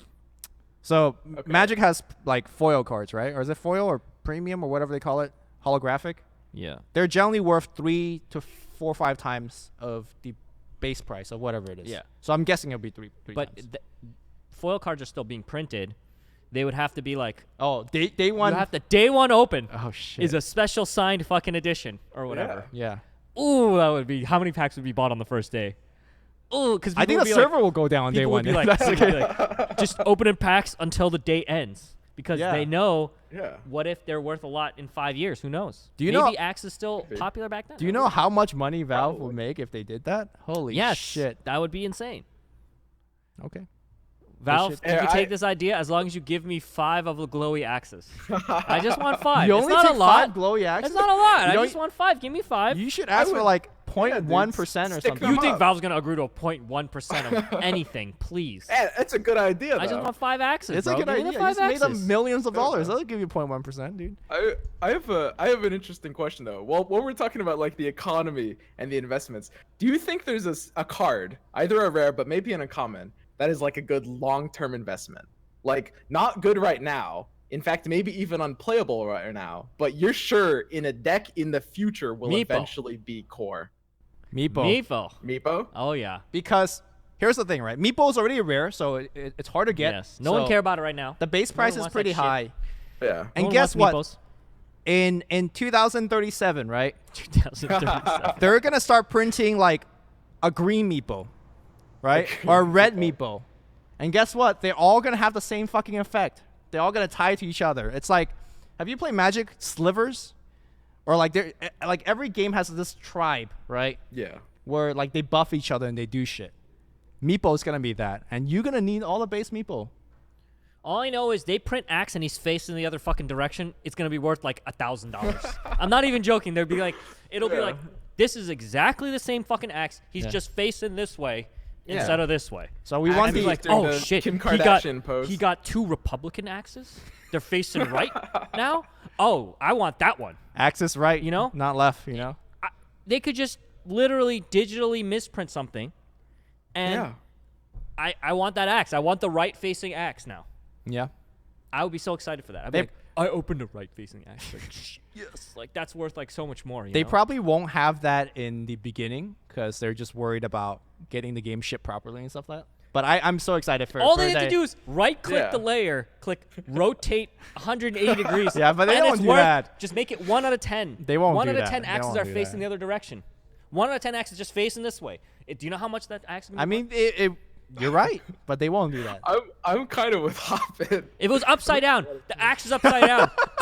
How much money am I paying Okay, for that one? I gotta say, $100. I'll pay for that axe. Upside down make that axe worth rare. probably much more than left or right axe. Upside down axe. Upside would be down worth so axe, much dude. fucking money, dude. Yeah. You just Oh, make it like a man. 0.001% drop Yeah. rate. You have like 1 out of 1,000 chance. Upside Yeah. down axe. I have to say, losing to axe is infuriating, but losing to an upside down axe. Upside down axe. This guy has upside down axe. He just fucks you over with Yeah, Berserker's call. Berserker's call, you know? Yeah, upside down axe. Is a good Upside idea. down axe. Oh, that would be great. Yeah, what if the axe is not holding an axe in the picture? He has a Like, sword. Yeah, holds a sword or something, something dumb. It's holding on a spoon, you know. We could go forever with this. Yeah. Hire me, Valve. I'll give you all. I got plenty of upside down ideas. Upside down Luna. You know? Okay. Upside down PA. All right, well, let's. I know we're having a lot of fun talking about this. We have a couple of cards that's been revealed properly over the weekend, so maybe we could talk about that. And if we do see some cool arts in there, we could talk about the upsided version of. Sure. So, Rob and Scott. Rob. What's up, there- Rob? We're calling you Rob now. No, screw Artie, okay? Artie. No, we want our producers to have personality. Yes. So, Rob, thank you. All right. This guy, very weak in Dota, kind of squishy hero. In Artifact, he's never not. bought Battle Fury on Bounty Hunter? You're not playing You're Bounty one of right? those guys, huh? No, I'm not. I'm just memeing here. He is a 4 or 5 position. Doesn't have a lot of health. Usually dies in one shot. In Artifact, he's fucking strong. So Ken's beautiful face is covering the stat right now. He's a base 7/7. He's 7/7. Yes. And I do not like this ability. Ooh, I fucking hate this. this is an ability. RNG debate. Are you going? I hate is this RNG ability. debate? Why is it just 50%? What the fuck is that? Why does it do that? You can't control it. It's just fucking random. All right, Rob. Let's I bring hate Swim it. back. We're gonna see Swim's full face because Yeah, this it is an says RNG right there. debate. It says right there. He's right there. Yeah. Swim, do you agree with this ability or not? Don't tell me you like this ability, Swim. I don't love it. No. Thank you. I don't. Thank you. See, he I don't can- like it. Okay. I can tolerate it. Here is the reasonable argument. Okay. This will be truly RNG if it says before the combat phase, you get a 50% chance to increase your attack. Yeah. Because before the action phase, you could plan for it. Oh, I'm gonna plan for having 11 attack. Yeah, they could play like Oh, okay. they could play, I don't know, battlefield control to do something, right? But if it says before the combat phase and he randomly gets 4 attack, you could bet I'm writing a letter to Gabe and just complain. Because there's nothing to do to complain. It also doesn't even make sense lore-wise. Janata always crits at a certain amount of turns. Yeah, once out of every 2 turns, it always crits. That's So not I how would this say- works. Yes, mathematically, that's how it works. I'm not sure that's In the you're billions thinking of bounty hunter games, it crits out of Okay, every. in the long run. Yes, in the long run. In Dota, it just has a cooldown and you can use it. That's the next attack. No matter what it is, it does Yes. it every couple turns. If they made it like that, bounty hunter will be a lot more powerful. No. Only if you activate it. Not Yes. if it's If- every 2 turns it does it. If you give it a 2-turn cooldown and you give it plus will 4 be attack, much no, more powerful. that's different. In the Dota lore, Uh-huh. it just the next you can't control it. The next attack is Janata if it's off CD. Okay, so you're saying you want to make Yes. it completely like that. It's not random. It's just Alternating. every 2 turns it just has to. Oh, they should change silence too then, because silence is bullshit right now. I don't like this I mean- RNG, guys. Do you guys agree with me in chat? Do you guys like this or not? So Does I this- will say, I do agree with Lumi's point that it's better than if it was before the combat phase. And by that logic, I would at least like to see this card trigger at the start of the round, because there's going to be situations where maybe bounty hunter's on right lane and you're not sure do how that to right now. distribute your resources. Oh, you mean before you deploy? Well, before No. he even gets to the lane. No. You won't Yeah, see yeah. him getting the Like- buff until the 3rd lane happens. Oh. So if you have any exactly. cross lane cards, you don't know, right? You have to wait. Or just like saving your tools. Maybe you've got, a cunning plan or something to save a hero, but you're not sure if you need to until that lane. Right, or I do just- think you should be able to plan around this more. Yes. Fuck this hero, dude. I don't know. I like this card a lot. I like track. I think. I love bounty hunter because you just throw him out round 1 and be like, let it roll. You know what track? Do you know what track should do, dude? What should it do? Should let you see where they're deploying it. That's what track is. Oof. That's true track right That there. it was broken. Instead of saying give 10 bounty, it would say give 5 bounty. You might as well just have them play with their hand revealed. No, dude. I would say knowing where your opponent deploy is literally the most powerful thing in the whole game. Okay, Yeah. but it only lasts It's one pretty round. powerful. If it dies that round, you know what I'm saying? The track Yeah, only yeah. lasts a certain amount of time. I don't know. That's incredible. That'd be cool though. There's no ability that does that right now. That'd be cool. By the way, you guys know the LD GIF where Brian is giving him a pile of cash? Yeah.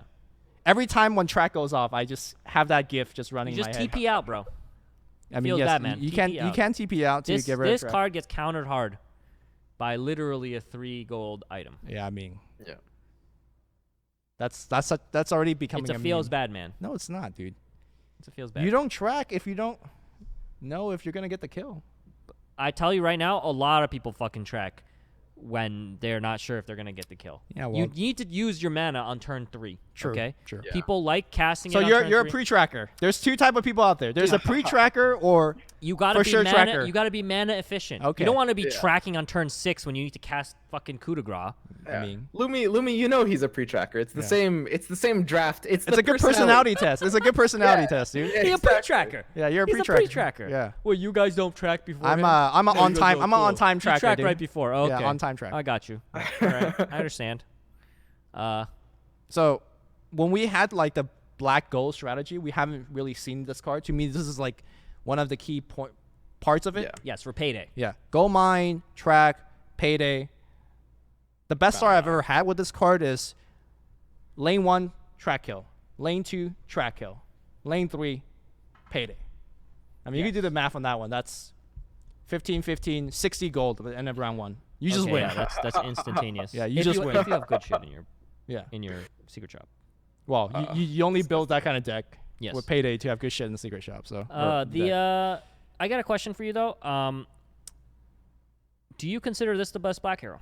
No.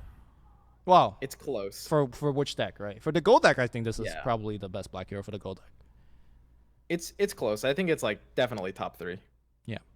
This card does not need 7 health. Why? Just saying, it's got a lot of health for a black hero with that much attack. That's true. 11-7, that's pretty fucking strong. I mean, PA 6-8 hits like a 10-8. That's true. That's pretty strong. So, but Lich? Yeah, but Bounty Hunter hits like an 11. You know 11-7. You know what's a good card to sell in the beginning? Coup de grace. You can't sell Coup de grace. Why not? You can only sell PA. Oh, yeah. PA. Yeah, when you get the PA, you get the Coup de Because grace. Coup de grace, I thought, was the most broken card ever. Yeah. And now it's, slowly declining. Isn't PA only a common? Oh, never mind that. Yeah. Whatever. Everyone's going to have PAs. So you're not making big bucks. You're making like 5 cents. Do you know, you can also, someone says in the chat, and I got this from you, you can BM with this card. Okay. Track your own hero. You can track your own hero. Yeah. And they get 10 extra gold, by the way.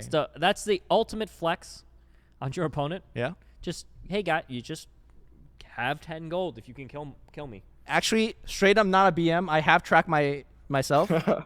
So, the card Coordinated Assault? It says for every black card you play, give +2 attack for you and your neighbor. I don't know. Is that revealed? Yes. It used to be called Crack the Whip. Oh, Coordinated Assault now. Because I've never heard of Coordinated Assault until just now. Yeah, and Crack the Whip. Why'd they change the color? I don't know.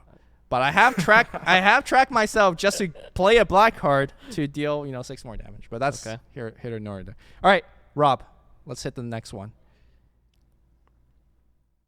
Ooh, Treant. This art is amazing. Look how happy he looks. And then he brings a friend, Yeah. Another guy. That guy looks a little... Hey, let's not assume any genders. Yeah. Just another That's tree? a dude. Come on, man. I don't know. Is it? I think so. He's got a beard. I think Dude, whoa, it's it's 2K18. Right. Whoa, man. All right, this is just bat memes. Rose Leaf Druid. I think that's a guy. You can kind of see. All right. If we're comparing bodies here, okay? Yeah. So just the stats and the ability, who's better, this one or Enchantress? Enchantress. So Enchantress has 2 less health, but she gets regen. I want regen. You want regen over armor?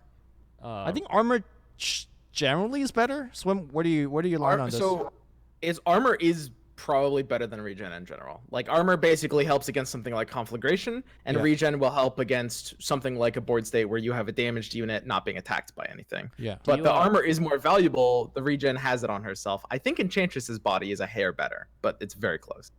What about the card? When you include the card, I will take Treant Protector in a majority of cases over Enchantress. I mean, it's just apples and oranges, right? Because Treant is trying to ramp forward. Generally, I like creeps. Yeah, I like creeps a lot too. Yeah. But Enchantress keeps your creeps alive. 410. Yeah. Survives a Debbie. Yes. Enchantress does not. For me, Enchantress definitely feels more like a draft hero. Enchantress also survives Debbie. I was like, I'm just checking, bro. Okay. Just testing you. I like Enchantress better for draft and Treant better for constructed, basically. Like Verdant Refuge actually feels good because of like how draft has prolonged games and creep combat. Yes. Verdant Refuge is amazing in draft. Yeah, because it's combat-based format. And you're putting it, since it's cross lane, you can just pick the lane with all the fucking creeps and throw it in there, and then everything has 1 armor. You're getting like 10 armor. It's quite good. Treant Protector, you probably want to build constructed decks around because you're going to be taking advantage of the mana ramp because that's why you have this hero in the deck, or else you will put other heroes. You can turn 2, do a lot of cool shit with this, and sell a mayonnaise. Yeah, so I've seen turn 2 Yumeo into the lane, and then you play this guy.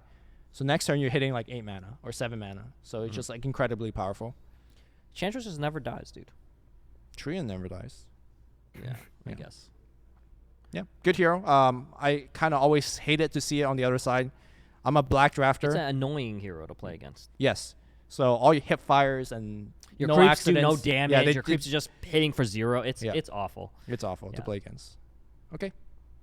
How many more cards we got? We got like 6 more cards. This card is just what we call straight up better than Untested Grunt, right? Is it? Oh, is it? Untested Grunt hits for 4. I know, but Hits for 4, man. this can change. This can shoot forward. This can shoot heroes. It's Well, so strong. The difference between 4 and 3 is huge, right? Because Yeah, that it's means you're huge. either trading with a melee creep or you're not. Yes. So In an aggro deck, I will run Grunt over this card for sure. I think. yeah, I think I there's mean- debates Yes. whether Yeah. which one's better. Okay. I will say Assassin's Apprentice, if it's very well into like the kind of gold gaining deck, like Yes. hero kill early, it's great. Like you track something, maybe you can't kill it, maybe you're a pre-tracker, and next turn you can drop an Assassin's Apprentice and kind of curve into the kill, you know? Yeah. Yo, how many times has this card saved you from Bristleback? You mean like allows you to trade with a bristleback? Yeah. Yeah, a lot of A times. lot. Yeah. Yeah, a lot. A lot. There's a lot of black heroes that do 9, 10, Yeah. Yeah. around there, 11. I can think then- of already Bounty, PA, Debbie. Yeah. And then you drop this next, and he just curves right into the bristle and doesn't let him get the armor. Yeah. That Yeah, this happens is a quite a great bit. card. Also- Outside of an aggro deck, I would never run Grunt over this card. Yes, it has to be a neighbor for the guy asking. You can go straight or you can go left or right. Correct. And you can do it every turn. Every turn. This guy doesn't really live that many turns, but, you know, get 2 turns out of it, it's good. In the black green draft decks, this guy plus Lycan, whew, Yes. just point for 5. 5 Feels good. fucking damage. Feels good. Yes. All right. Or standard bearer in red. Yeah. Really Oh, good with it. that's even better. Yeah. Point for 7. Jesus. Okay. All right. Next, Rob. We got the bigger one. Yeah, female empowerment. Yeah. She's just bigger and stronger. I think they're maybe both female. Okay, I didn't see that The one. lore of the sisterhood or something. I don't know. I'm speaking out of my ass. Yeah. This is This actually one- worse. this though. one is I think worse. it's worse. Yeah. Even though she's stronger, she worse. Yeah, she worse. Because turn 5 not worth. Yeah. You got a lot of stuff on turn 5 you want to cast. That's not this, not just a 4/5 creep. Kills creeps. Yes, kills creeps. That's good. Yeah. Would you rather? Okay, Swim. I got a question for you. Would you rather this card be 4/5 or 8/3? What? Oof. How's that even a question? Of course, 8/3 Probably every time. 8/3. Yeah, every Okay. time. You're gaining like Okay, hold on. but 4 in stat, 4 attacking. 8/3 or 8/4? I would probably wait. Did you say 8/3 or 8/4? Okay, because you want this to hit a hero, I guess, is what you're saying. Yeah. I mean, I honestly think this card is not that bad. I would probably just not put this in constructed. And compared to the Assassin's Apprentice, that's a lot worse. But in draft, I think this is honestly on a similar level to Assassin's Apprentice, just because like the draft slowest format, and you often need a lot of like 5s. Well, I don't know about that. I don't ever feel like you need to curve out in a game of Artifact, right? You know how in like Hearthstone and Magic, like, oh, I Yeah. want to play a 2-drop on turn 2, 3-drop on turn 3, and you generally win if you do that. Artifact, it's like, it's okay if you It don't play does feel something. a lot less curvy. Yeah, you don't need to curve at all. So even though that she reads as a 5-drop, you don't need to Someone play it. says 4/5 or 6/2. What? 4/5 or 6/2. 6-2 is way better. Okay, 6/1. Doesn't matter. There's no difference between I- 6-1 and 6-2, I think. Zero. For the I kind of like the 4/5 over the 6/2. Really? Oh, Swim. I mean, it's just Yeah. what do you want to do with it? You want to kill creeps or kill heroes, right? So So I think a large part of card evaluation in Artifact is creep combat, right? Melee creep is a 2/4 unit. Yep. This card can trade with 3 melee creeps, which is really powerful. Like, its stats are bad, but they're actually fairly efficiently distributed. Like, 4 attack is the point where diminishing returns are about to happen if you want to hit something like a creep. Of course, you can kill a hero with that. And 5 means you can survive 2 melee creeps. okay, I you don't may know. be right. 4-5 I may think, be better. don't get me wrong, I would not put this in constructed, but I think this card is perfectly solid in draft. Can I just ask you a question? I don't know if this card's been revealed yet. Okay. Have all the black improvements been revealed? No. Okay. I can say Which that for one sure. hasn't been revealed yet? Don't tell me. Which one? You can't say that. Yeah, I'm just saying. Just give us a hint We're and trying I'll to tell look you. in the background of her card, and there might be stuff in the background. Oh. We're trying to look at stuff. You know. Tyler Estate has Tyler been Estate? revealed. If you're talking Tyler about that, Okay. the house that gives everyone -2 mana, I don't think that's in the background. Who's Tyler? Do we know anything about this lore? Who's Tyler? Is Must that be like, must be a rich guy, can afford an estate, just named after himself. That's fair. and it's such a good estate. It makes you have less mana for some reason. I don't understand. Swim, you don't like this card. You said it was okay in draft, but you wouldn't pick it. I think it's solid in draft. I don't like it in constructed. You would have to drag me kicking and screaming to put this card in a deck in constructed. Okay. Next card. How many do we have? We got 3 more. I like how you asked me this when we had like 2 cards ago, and I said 7. I'll tell you. Every time there's a funny looking name like Ritzel, Ritzel. I always try and rearrange the letters to spell someone's name. Okay. Because I think that's what they're doing. Sure. There's some Valve employee who you could rearrange those Ritzel letters to form a name. Okay. So we're trying to figure out who it is. Someone says Ritsu. No, I don't think that's it. I don't think they would pay homage to Ritsu with a card, but sure. Heartless. Okay. Equipped hero has +4 health and -2 armor. Unit blocking equipped hero has -2 armor. I really don't play with this card often. Yeah, so this is a pretty complicated card. Weird kind of. Yeah. I don't understand it. So you give them -2 armor, which is generally a very red thing, right? Is red the color that give minus armor? Bristleback goo, right? Yeah. I guess blue could do it as well. Mm-hmm. Wait, have we revealed certain? No. Okay, so let's not talk about that. No, Lumi. I can talk about that. This is a health item that is strictly offensive, which there are a lot of times where they're killing your hero. You put the Risto emblem. Now you got me saying Risto emblem on your hero. It saves your hero and you kills theirs. So it's a pretty big swing. It's only a 4 gold item, so it does a lot.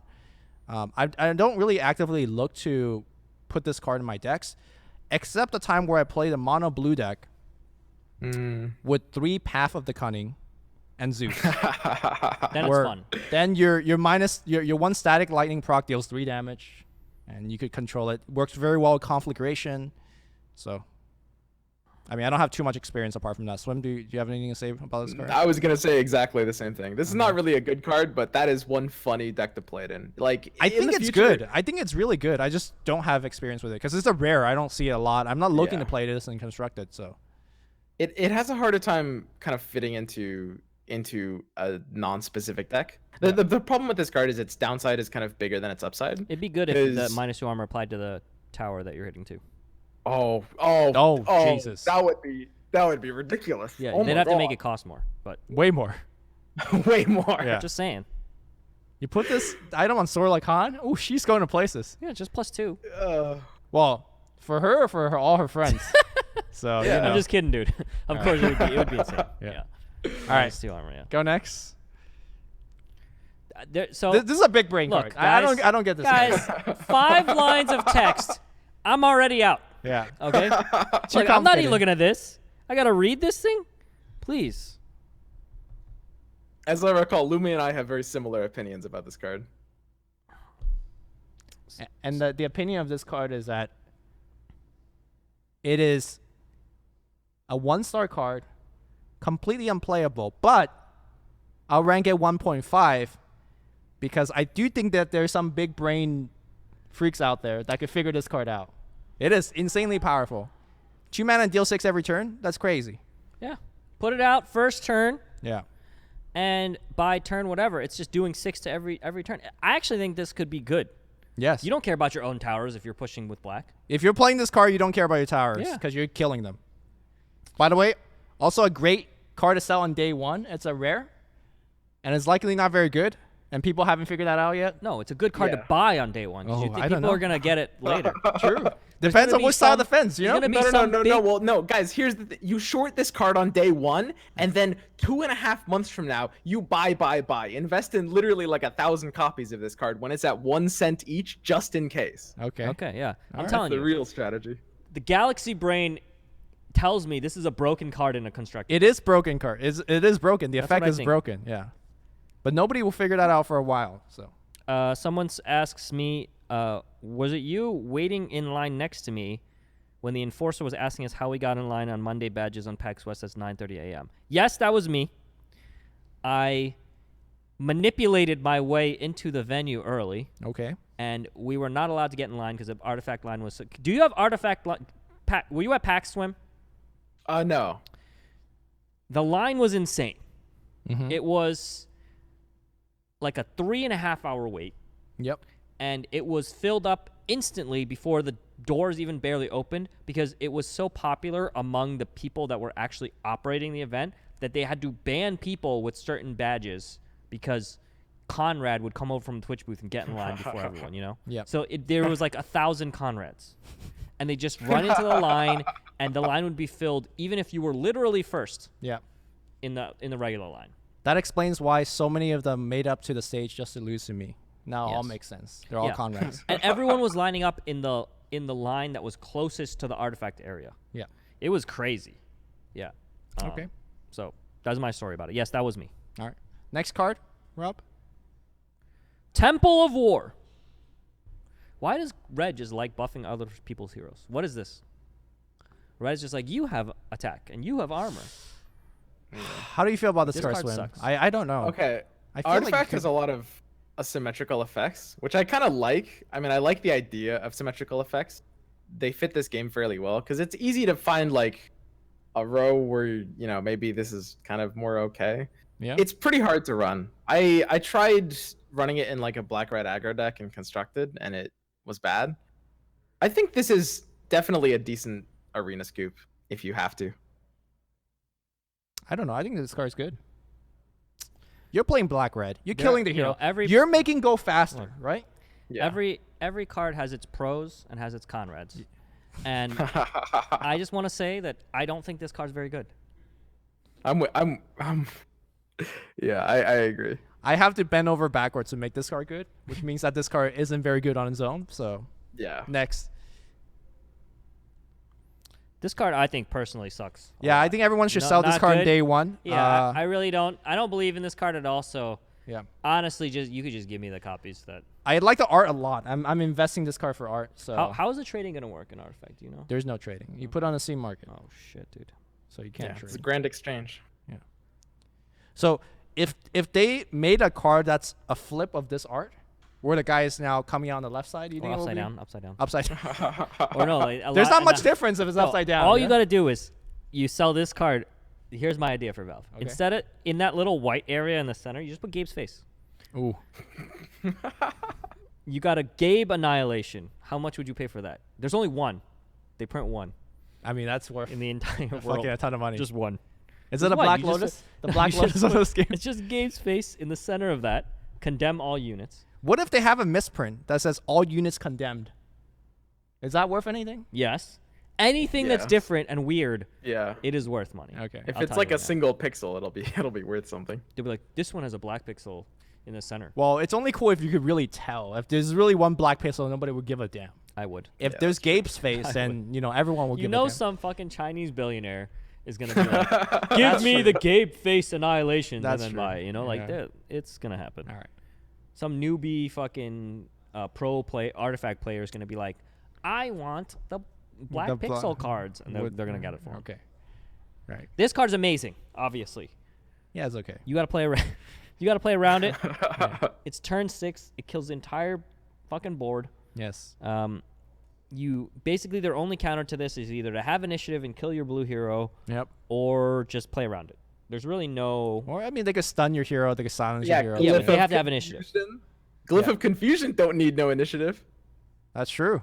Glyph of Yeah. Confusion. Actually, Talk I don't. about an investment opportunity. I forgot to put Glyph of Confusion here, so maybe our production boys, Scott, maybe could look for it. I'm sorry. Has anyone seen the animation for how this card is played yet? Has it ever been played? on stream Yes, it's been played in the during March when Valve invited all the press over. Because the animation looks cool as fuck.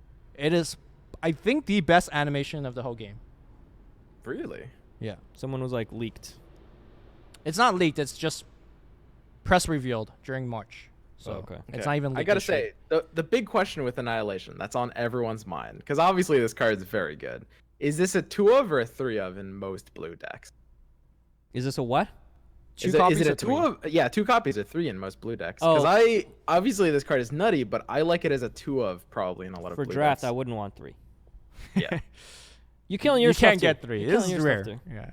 You could get 3 if everyone's only drafting 1. Yeah, it's Could get past you, it's though. a 3F for me. I think if you want this effect, you generally want highest chance of drawing it because a lot of times you're trying to stall with True. it. You don't want too many. Yeah. But you usually You don't. just want get to too draw many. the one copy, Yes. right? Because if you don't draw the copy, You want to you're guarantee dead. draw the Yeah. 1 copy. You're right, probably. Yeah. The thing that I think a lot of people are confusing with this effect is, if you're an aggressive deck, do you play this? Yes. The do. answer is Absolutely. yes. You A lot of reason people are like, wrong, yeah. oh, I'm playing aggro. Why do you want to kill my own units? You want to kill the lane that you're not pushing. Correct, because you're gonna be Yeah. losing one lane really fast if you're not Yes. deploying heroes. And I'll tell you, a lot of those aggro decks, they end up in race situations. Correct. That what happens is either you need to do 80 and they need to do 80. Yeah. That happens a lot. Or you're already doing 80 and they're trying to kill your last lane. That happens a lot. Yeah. Because it's pretty hard to stop an aggro deck from taking at least 1 tower. Yeah. If they want to take a tower, they're taking a tower. Sure. It's just how many resources they can Yeah. pump into the tower, right? Yep. So usually there's a lane you want to just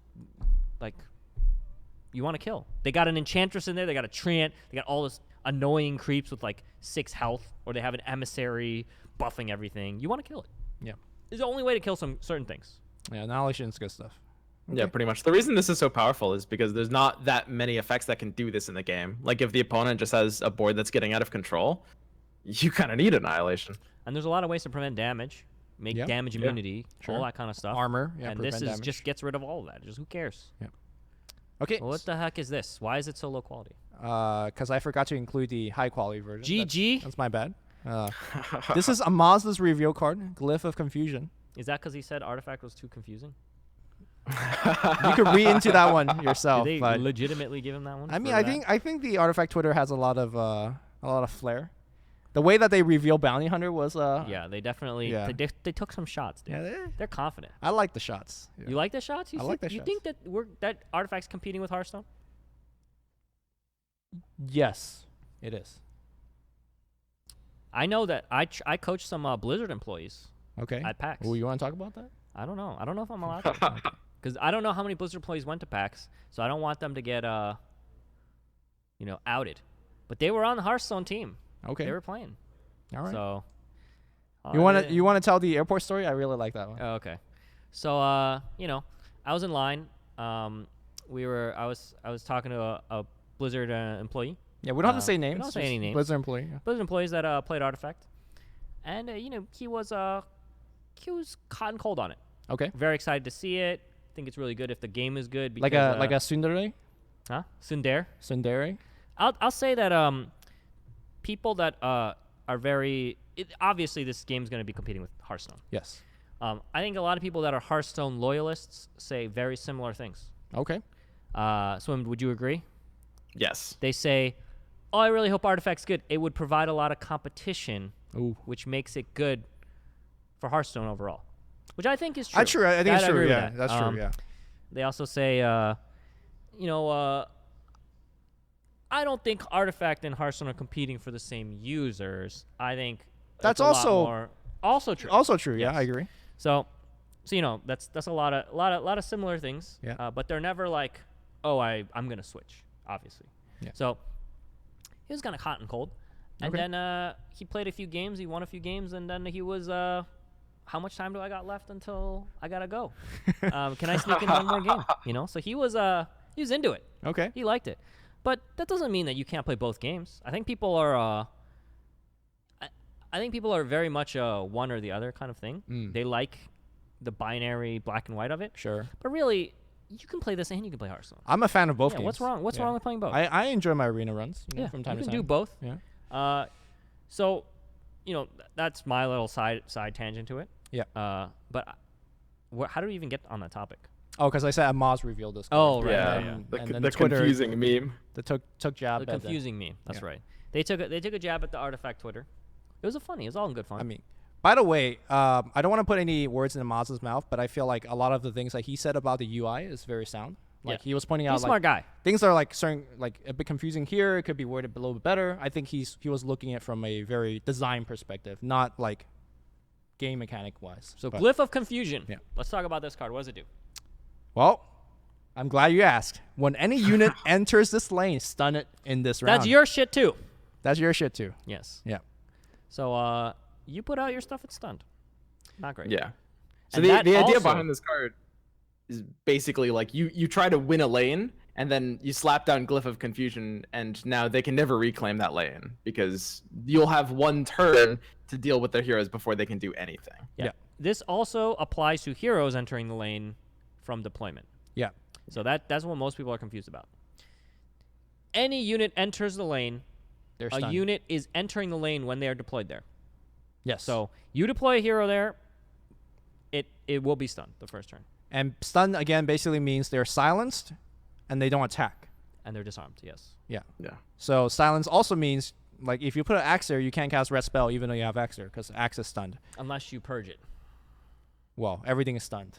No, if you have a green hero in it already. But Sure, that's fair. Yeah, that's fair. So I think the best time to use this card is you're winning a lane very hard. Maybe you just eclipse them already, right? And then on the next lane, you drop Glyph of Confusion into that first lane.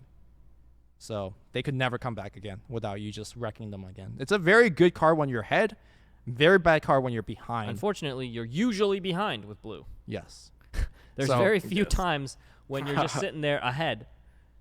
I mean, the really nice thing about Artifact is if you try really, really hard, you could be ahead in one lane. Someone asked, do we ever reveal the method for today's beta key selection? Oh, I have good news for you, my friend.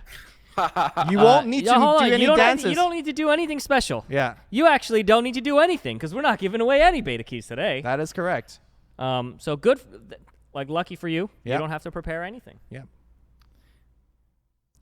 Did All you see right. how I did that? So- I so presented Lu- that as a Lu- positive thing. I like that. Lumi, I've got a question. Yeah. I need some economics major consulting. Okay. Do you think that this card, let's say 3 months after release, people have tried it, figured out it doesn't really work right now, maybe its price drops. Do you think this is a really good future investment? Yes. This drops down. This to is card is good.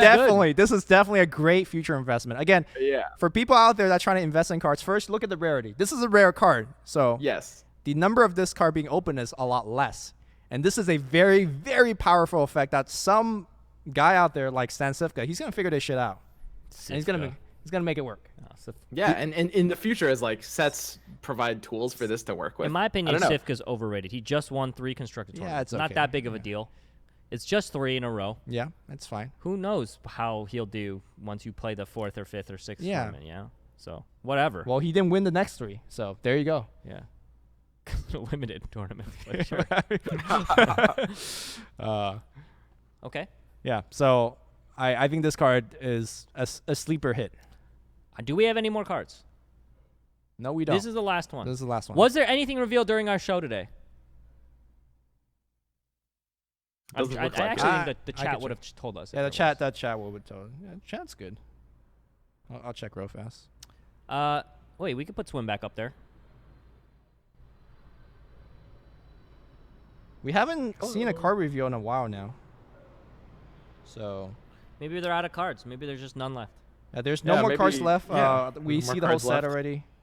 What's Drow? Yeah, that was just that was just bullshit. I don't know why we even said that. The hero's not even in. Oh, there's also a card I forgot. Can we? We're almost 2 hours. Wow, that Oh, was a long. We've shit. been talking for a long.